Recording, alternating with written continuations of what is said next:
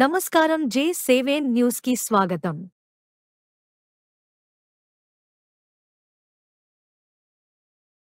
సోమిరెడ్డి ధనదాహం, సంగం బ్యారేజీకి పొంచి ఉన్న పెను ప్రమాదం. సర్వేపల్లి నియోజకవర్గం, పొదలకూరు మండలం, సూరాయపాలెం గ్రామంలో నేషనల్ గ్రీన్ ట్రిబ్యునల్ నిబంధనలకు విరుద్ధంగా యంత్రాల ద్వారా ఇసుక తోడివేస్తున్న వీడియోలు చూడవచ్చు. సోమిరెడ్డి ఒక 100 కోట్ల దోపిడీ కోసం వేస్తున్న స్కెచ్లో భాగమే యంత్రాల ద్వారా అక్రమ పద్ధతిలో నదీ గర్భంలోని ఇసుకను తరలించడం.